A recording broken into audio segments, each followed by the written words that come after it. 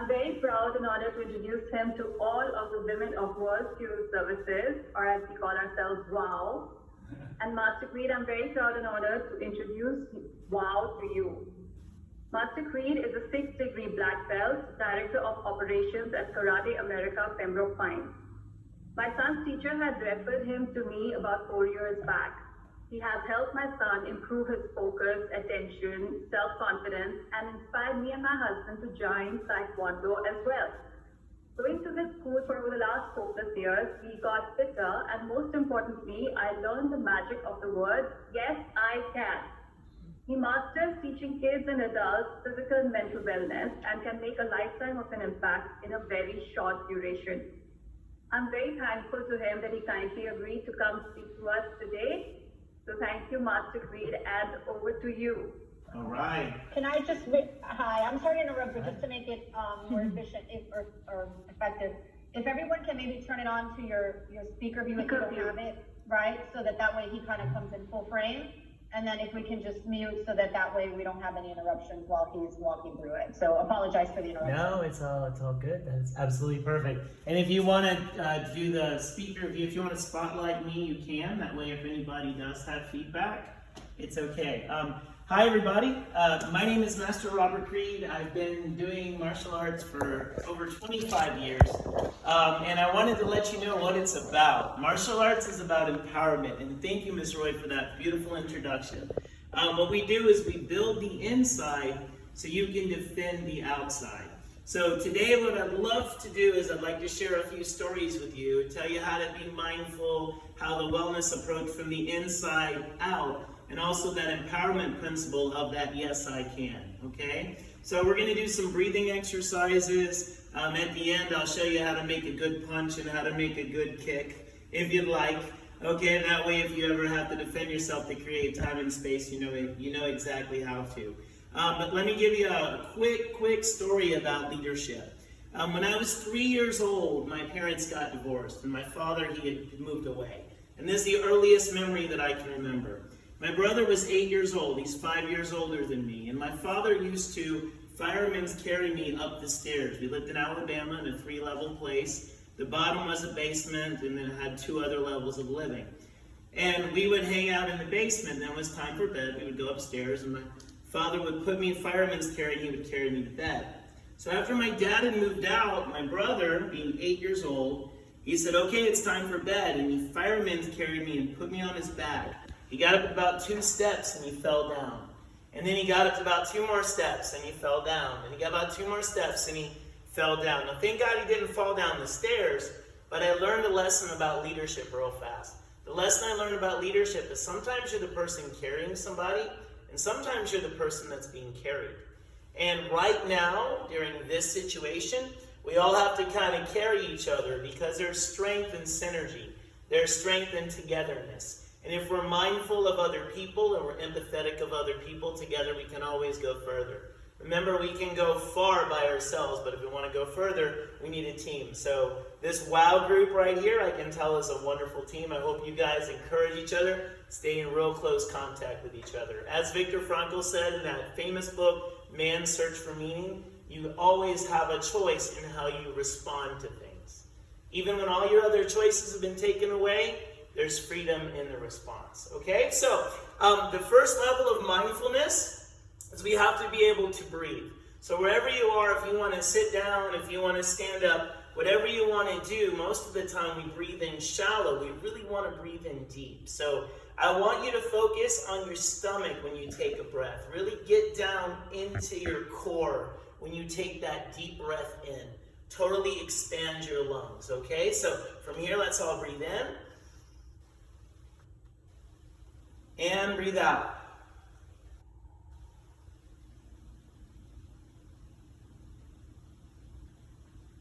And breathe in.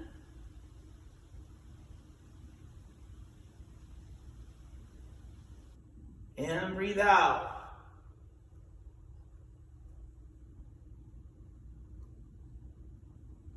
I don't know if you feel the difference in your mind when you take that deep breath. But our lungs are like sponges. The more shallow they are, the harder it is. But if we take a really deep breath, we have to remind ourselves to exhale. If we focus on the exhale, we're really good. Okay, so let's breathe in again. Long exhale, breathe out.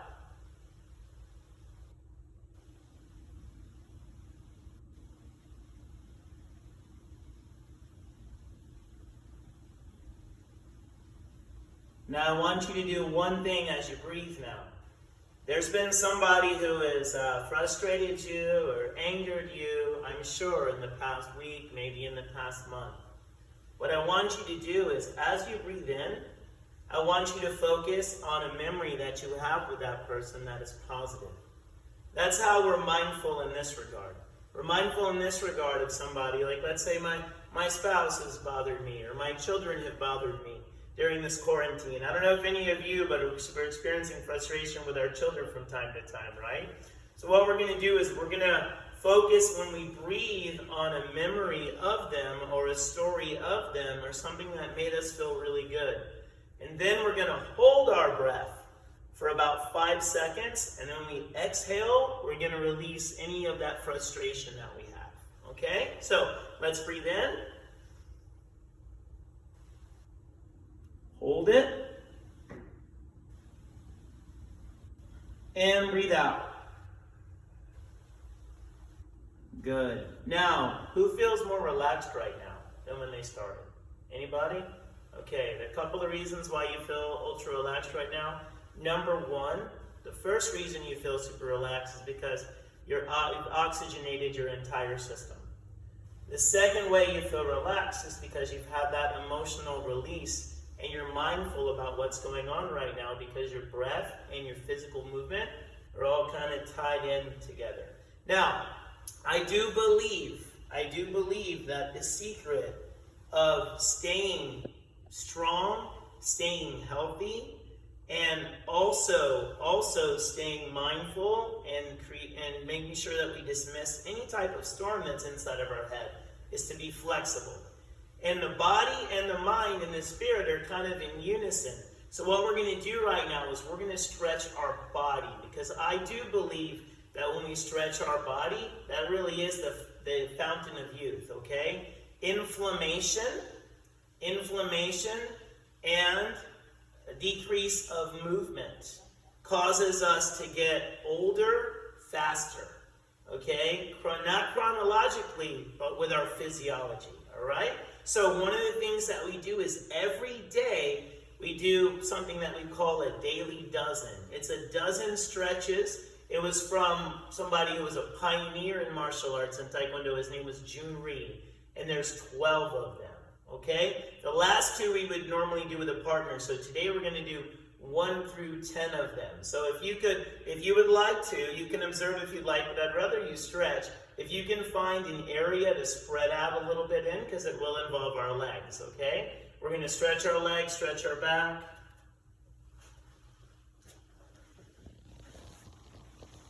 Perfect.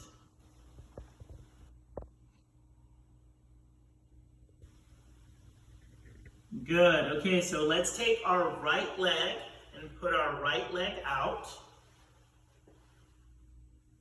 Good. And it's the same thing. When you think about stretching, you want to think about any tension that you have inside of yourself.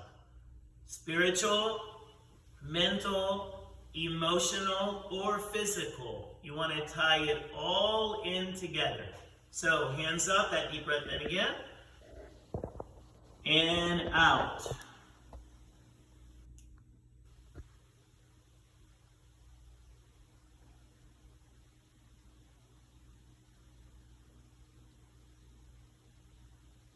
Awesome. And in.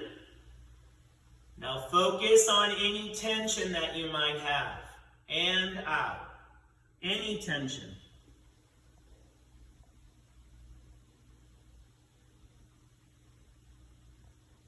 And in. Be mindful of the tension, okay? Breathe out.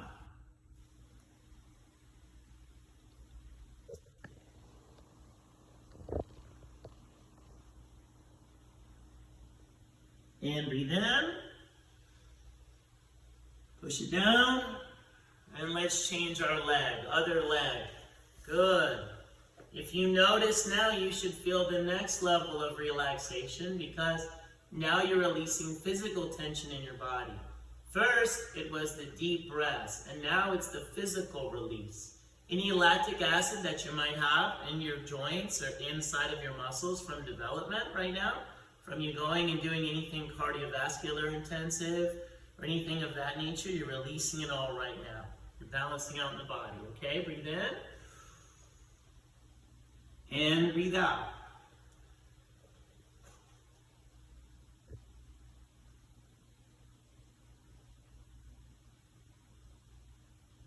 And breathe in. And breathe out.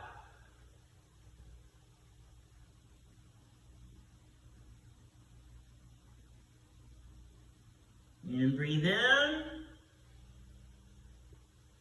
And one more, breathe out.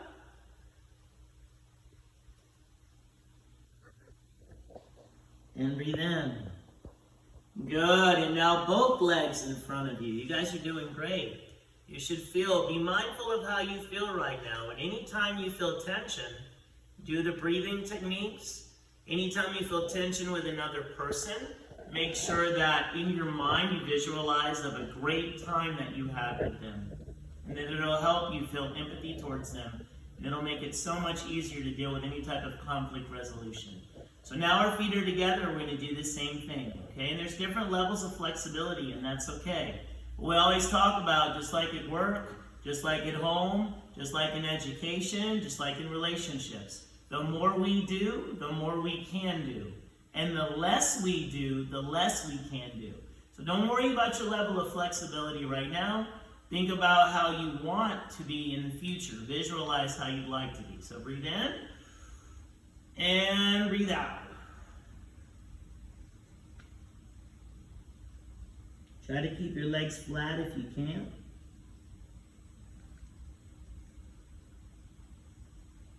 And in. Deep breath out.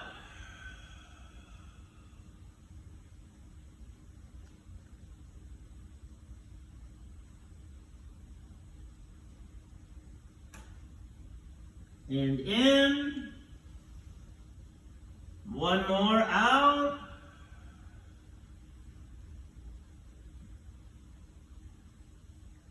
And in.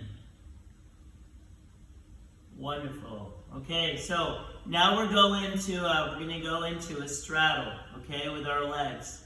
The whole idea is to open our legs and push as far as we can.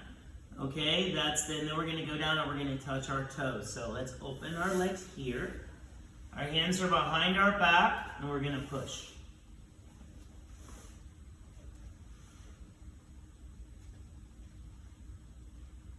Good. And we're just going to hold it there. Focus on your breathing. Keep your hands behind your back and focus on your breathing.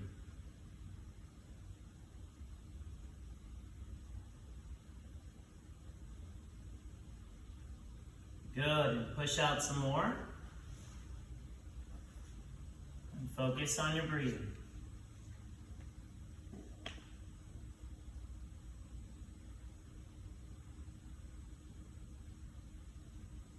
Good, okay, now we're going to go down and we're going to touch our toes. What I want you to do when you go down and touch your toes is I want you to remember a time of your childhood that brought you the most joy. I want you to think about that, okay? A time in your childhood that you can remember that brought you the most amount of joy.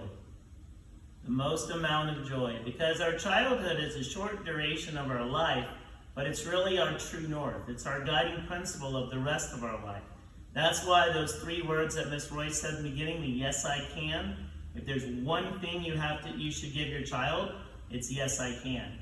If there's another thing you should give your child is ask them, are you being a leader right now? Every time that they do something, ask them, are you being a leader right now? That comes from the 7 Habits of Highly Effective People, right? From Dr. Covey. All right, so we're here, good, and reach. Try to stretch out and touch your toes. Think of that memory. We're going to hold it for 30 seconds. Think of that memory. And let go of any adult frustration you might have.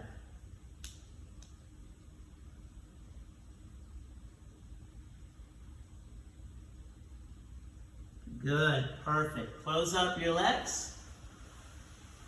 Should feel a release. Good, now we're going to go like a table. So our feet are going to be down on the floor. This is number 4 out of the 10 we're going to do, okay? And we're going to stretch up right here. We're going to go a little faster now because I want to make sure I can get to the groin kick and the throat punch. Okay, at the end. Good, stretch up. Like a table. Your table right now. Perfect. And come back down. Take your left leg, put it over your right leg here. Keep your foot flat on the floor and turn away from you. Stretching your back. You have a lot of nerves that run down your spine. Any block that you might have in your back can affect the rest of your nervous system. Great, and other leg. And turn.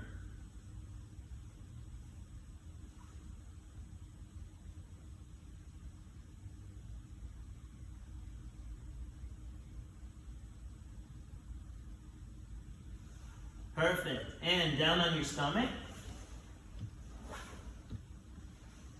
In yoga, they call this a sun salutation. But you keep your hands flat and you look up.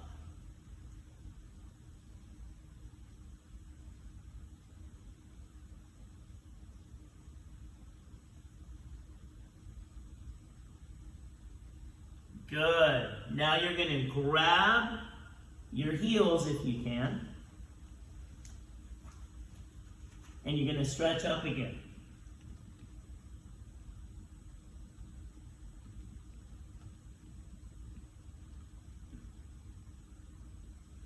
Now we're going to turn back around. Good. Your one leg is going to come up here. You're going to bring it across. And that same hand is going to reach to the other side.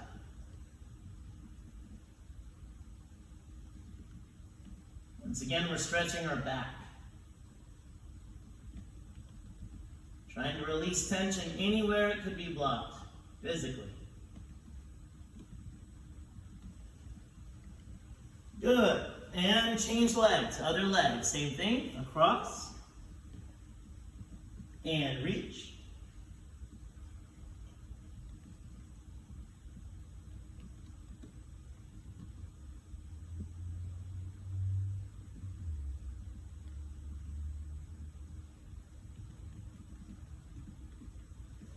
And back. Okay.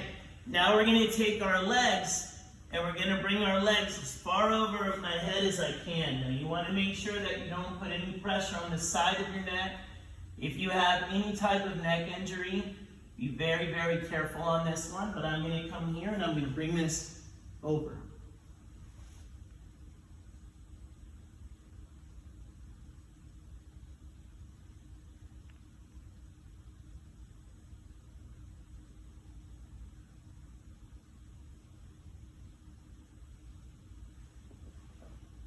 Great. And the last one of the daily dozen is a bridge, okay? It's a bridge. So we had tabletop where we had our hands and we had our feet on the floor and we pushed up. A bridge, I'm going to come here. My hands are going to be behind me. You don't have to go high. I don't have a lot of range of motion in my shoulders, so I can't go high on this one, but you just bridge up.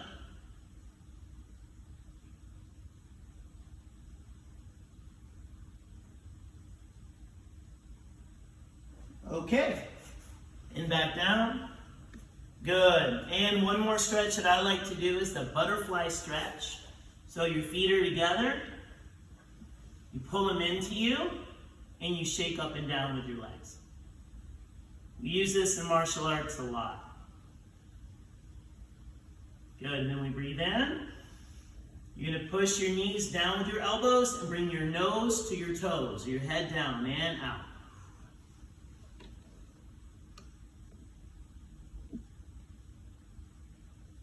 And in. And out.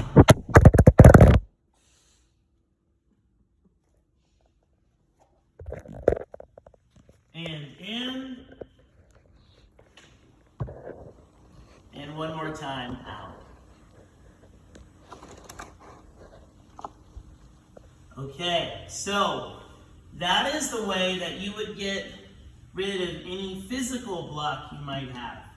If you wake up and you feel a knot in your neck, or you feel something in your shoulder, or you feel something in your stomach, or you feel your knees, or you feel your quads, those are the daily dozen stretches. Now, Jun-Ri was a man that could do push-ups on his thumbs. And he lived a very long life. He was physically active and he believed in very, very natural food. But that's the physical blocks. And you can Google that. If you Google or you search, whatever search engine you like to use, and you put in daily dozen, you can find those stretches. You can print them out and you can put them somewhere. And you can do them every day if you would like. They're not mine, we're borrowing them, but that's one way to deal with physical blocks. Now, there's more than physical blocks we deal with, though. There's emotional blocks. There's spiritual blocks, okay? And as I mentioned before about childhood, our childhood is so, so, so important in our life. And one of the things that everybody talks about is something called limiting beliefs. Beliefs that limit us, where we think we cannot do something. So every time that my students bow on the mat, they always say, yes, I can. Every time before they break a board, they say, yes, I can. Every time before they do something, they say, yes, I can. And if you go on YouTube and you put in Robert Creed, you'll see a video of a time, the first time that I had to break a brick. When I was growing up, to earn your black belt, you had to break a brick. The first time I hit the brick, I shattered my hand. I broke my hand. And in those days, if you didn't break the brick, you didn't pass your black belt. So 13 times with a shattered hand, I kept hitting the brick. Finally, the brick broke. After both hands were shattered, the brick broke. Now, because of liability and insurance and a whole different world, our students don't have to do that anymore. But I put that old video up on YouTube so I can show everybody. Because perseverance, just like resilience, I fall down 7 times, I get up 8. Whatever comes down, I can't let it keep me down. So I want to talk about, real fast, about emotional blocks, limiting beliefs, and childhood programming that we try to eradicate when we're adults. So, once again, pivot moment in my life, and my mom didn't tell me this until after my stepfather had passed away. Stepfather passed away a couple years ago. But when my stepfather and my mom found each other, my mom, even she was still experiencing a little bit of trauma or feeling a little bit less than and not enough from her previous relationship with my father. So what my stepfather did, his name was Carl, he wanted to empower my mom. So he said, okay, I want you to go to the mirror. So my mom went to the mirror, and he would make my mom do this. Now later on, I've heard of motivational speakers who have also done this with people. But he said, I want you to have positive self-talk. I want you to look in that mirror, and I want you to say good things to yourself about yourself. So my mom went, she looked in the mirror. This is from her story, because like I said, I was about 3 years old when this happened. So my mom was looking in the mirror, she goes, okay, say, I am beautiful. The mom would say, I am beautiful. No, say it with conviction. My stepfather was a big man, about 6'4", 350 pounds. So he would make my mom actually yell the affirmations, I am beautiful, I am kind, I am a good mom, I am. So I kind of put that in the back of my brain. This happened about 3 years ago when I heard the story. 3 years ago is when my stepfather passed. So then I'm listening to different audio tapes and I'm thinking about this empowerment principle that I like to live by, okay? And then I started thinking about what most people do. This comes from Zig Ziglar, which is the daily gratification. When they get up and they say, I'm grateful for this house. I'm grateful for this floor. I'm grateful for hot water. I'm grateful for this. And then I said, you know what we need to do? We need to put this together. So my morning routine now consists of the stretching that we just did. It also consists of gratification. I'm grateful for this, I'm grateful for this, and you write down a list of whatever you're grateful for. And then it goes, I am smart, I am intelligent, I am a good father. You got to be able to list 10 of those without getting interrupted at all. And then when you do that, the last thing you should say is, I am enough. Right? That's the last thing you should say is, I am enough. And then, after that, you say your name. I am Robert Creed. Or I am Emma Roy. Or I am whatever your name is, you say that out loud. I am Denise Martin, okay? I'm looking at the names on the screen. And that's your armor. And then when you go outside, you tackle the world, or you have any kind of confrontation with anybody, you have your armor on already.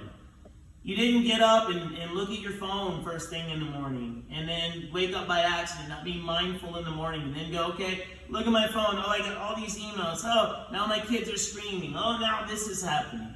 And even if you have to get up an hour earlier, 2 hours earlier to do that, you need to anchor in your life. Because suffering comes from two things. If I get up and I look at my phone, and I'm engaged with social media at all, there's two things that are going to happen. Expectation and comparison. Right now, none of us expected our life in quarantine, right? Raise your hand if you expected the life you have right now 3 months ago. All right? None of us did. None of us expected that this was going to happen. Okay? So life isn't necessarily meeting our expectation at the moment. All right? And that's okay. But if we get rid of all our expectations, we're not going to have any type of suffering. If we stay mindful in the positives that are happening. I'm having more time with my children now and my wife than I normally ever have. The second form of suffering comes from comparison. And this is that area of social media that can be a little murky. Because it's the highlight reel of people's lives. They go and they look and they imagine you wake up and the first thing you do is open your Facebook before your mind's even awake, and you see everything that's happening and positive in other people's lives. And then you see all of the bad news that's happening to other people too. And that's how you start your day. You're already starting your day on the quintessential wrong side of the bed, the wrong side of your mind. So that's why you got to anchor in. Okay? So I suggest that you do that, the stretching that we talked about, the daily affirmations, and the gratitude also. I promise you, somebody very important in my life, if you connect the dots, you'll probably figure out who this is. A year ago, she was part of this huge leadership committee called APTA. Big, huge thing. And she was dealing with stress at her job. And it was making her feel less than. So I looked at my playbook, I went back with the affirmations. She started doing the affirmations. In 30 days, it changed her general outlook on life. In 30 days, it changed her attitude. Okay, so as I talked about in martial arts, we build the inside so we can protect the outside. So I do believe in physical self-defense also. It's never the first resort, but it needs to be the last resort. So the very first thing that you should do, any type of situation when you feel threatened, is create time and space. Mentally threatened, emotionally threatened, or physically threatened, we create time and space. It starts with awareness. Okay, that side of the street is illuminated. This side of the street is dark. I'm going to walk down the illuminated side. I'm not going to walk down the street on my phone, right? When I walk down the street, I'm going to be aware of everything that's going on around me. I'm going to be aware when I'm jogging. I'm going to be aware no matter what I'm doing. So that's that first step, and that's here. The second is with our words. We tell people, stay away, leave me alone. But also in our life, we have boundaries. And we communicate those boundaries with our voice. And if people don't respect those boundaries, they don't need to be in our life. That's another way we can preserve ourselves. That's another way we can defend ourselves. And the last way, of course, is physically. Now, in martial arts, when people think martial arts, now they think of two people in a cage getting bloody wearing biker shorts, okay? Now, there is an element of that too. There's that MMA stuff. But really, it's about building the inside to defend the outside. Okay? So I'm going to teach you right now how to actually defend yourself if somebody were to come up and they were to attack you. Okay? Now, don't worry. All we're going to do is we're going to learn how to make a correct punch and how to make a correct front kick in between someone's legs. Alright? So, first I want to show you how to make a fist. So if you could just hold your hands up like this. Okay. So you're going to learn how to make a fist today. It's going to be really cool. You're going to take your fingers and you're going to roll them this way. Everybody can do this, but a lot of people have no idea what to do with the thumb. The thumb goes on the ring finger. The thumb goes on the ring finger. And if you push your hand out, you shouldn't be able, your thumb shouldn't hit. Only the two big knuckles should hit. Now, why is this important? Take your thumb and put it somewhere else. Put it here. Put it next to it. Now, touch this part. See how this part is loose? If I hit something, this is going to shatter my hand. Okay? If I put my thumb here, now touch that part. See how that part is really tight? So now if you were to punch someone, you're not going to break your hand. Okay? Now, the part of self-defense that we teach here in my school comes from the Israeli system called Krav Maga. I mentioned the word enough. Enough is the name of a movie with Jennifer Lopez in it. Anybody ever seen Enough with Jennifer Lopez? Okay? She does Krav Maga in that movie. I actually went to the school in California where she was training at, and I got to train with the trainer who trained her. So in Krav Maga, what we do is we hit with a hard surface, we hit the assailant's soft surface. And with a soft surface, that's where we hit a hard surface. So we would never punch somebody in the head. This is the hardest bone in the human body. If you punch someone in the head, you break your hand. Okay? They might have a little bit of trauma, they might be a little bit concussed, but your hand is broken. So, you should punch someone right in the throat, okay? Punch them right in the throat. Remember, we're trying to create time and space. At this point, we don't have to be respectful of that other person because they stepped over a boundary, they put their hands on me, they attacked me, and I want to make sure that all of you after this can at least do 2 moves to create time and space physically. So, when you punch, a lot of people, you see them punch like this, I want you to punch in a straight line. So try it with me, ready? Doesn't have to be hard. Punch in a straight line. Good, and come back. See, keep my elbow in, I keep my other hand up, and then I punch, and then I come back. Good, then I punch, and then I come back. Good, and then it should look like this on the target, okay? This is, oh, by the way, because this is, wow, I wanted you guys to meet this person right here. This is, her name is Master Nominee Damaris Moncada. She's a 6'3" black belt, and she's going to be the first master from South Florida who's female. The first female master in our organization. In November, she's going to be inducted as a master instructor. It's going to be really, really amazing and awesome. So watch her hit this pad, okay? Check it out. Good. Good. See that straight line? See how her heel's turning? Good. And time. Good. So imagine that right in the throat. Boom. I think that she could definitely create the time and space that she needs. Now, watch the front kick to the groin, okay? We're going to be here. This is what I'm going to show you next. All right, go ahead. Yes. Good. And time. Good. Thank you, ma'am. Great job. Great job. Okay, so if you notice, all right, that empowerment principle, when she goes jogging or when she's walking down the street or whatever she's doing, she knows that she could create the time and space that she needs. And that's real empowerment right there, okay? So, any place you are, here's what I want you to do. I want you to put your hands like this, because this means stop and this means fight. When someone says this and you say, hey, stay away, leave me alone. You got to be able to practice this. It has to be loud, so you get other people's attention too. Any on the human body, anywhere from here to here, this center line that is here and here, that any place that you kick, any place you punch, you can create time and space, because all your vital organs are on this center line. Now, I don't want you to snap your leg. I want you to think about punting a soccer ball, or a football, or kicking the kickball when you were younger. You're just going to come here and hinge at your hip. When you do that, this hand is going to come down, and this hand is going to be up. Okay, let's try it. Ready? In 1. Good. Now, just like an animal, I have to be verbal also when I counterattack. That person attacked me with an element of surprise. So I have to make sure that I not only do this, but I have to be vocal as I do it. Okay? Good. We're only going to do it 5 times. Make sure the other hand stays up so I keep my good balance. Ready? Here we go. And 1. Good. Awesome. Awesome. Ready? Remember, it's to the groin. It doesn't have to be high. 2. Good. Okay. Good. We got 3 more. Swing that hip. Ready? 3. Swing that hip. Good job. 2 more. Swing that hip. Ready? 4.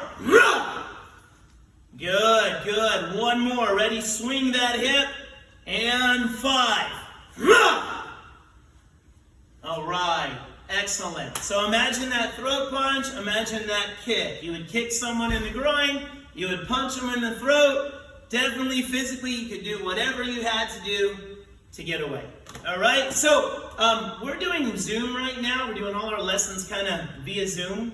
So Miss Roy has our number if you guys wanted to jump on and learn stuff, or if you wanted your children to learn things. But I just wanted to be here for you. So what I'd like to do is, I know my time is almost up. If you want to ask me any questions about anything, but there were 2 objectives that I had today. Number 1, to teach you about that martial arts is about peace and empowerment. It's not about violence. It's not about confrontation. It's let's be a warrior so we can walk in peace. That's what it's about. It's not about anything else. And we have to build the inside to defend the outside.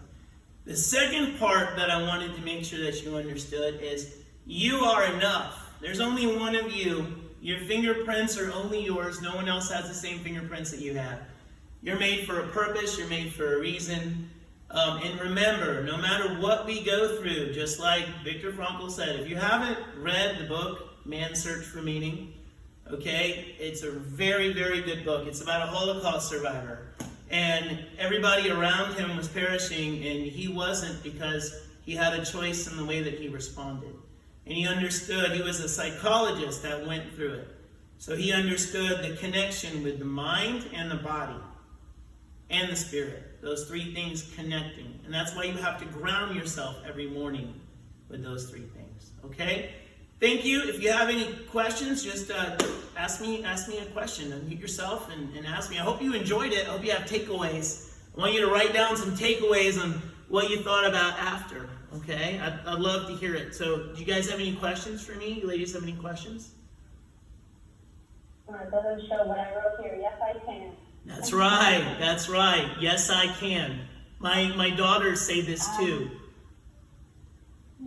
Good.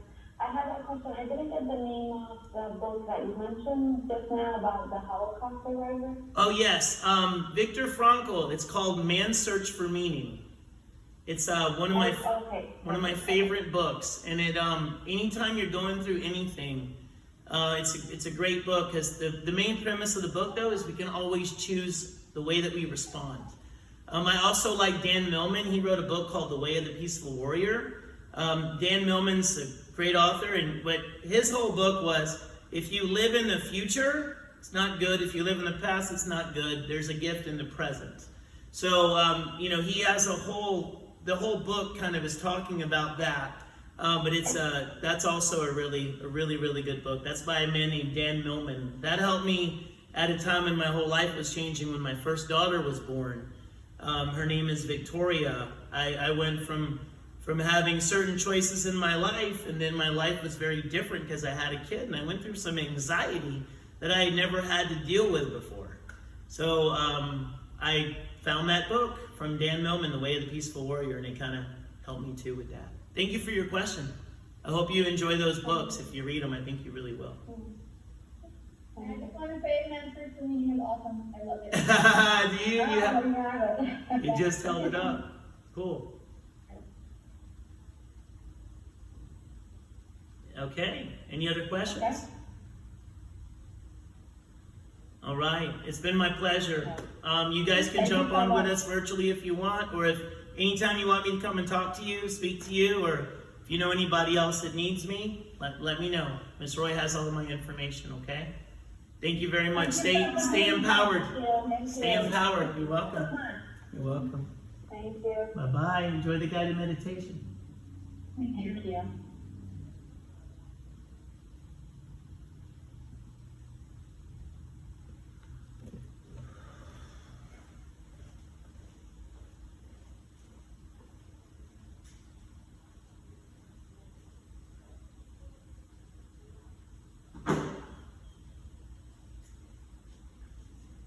Hey, sorry.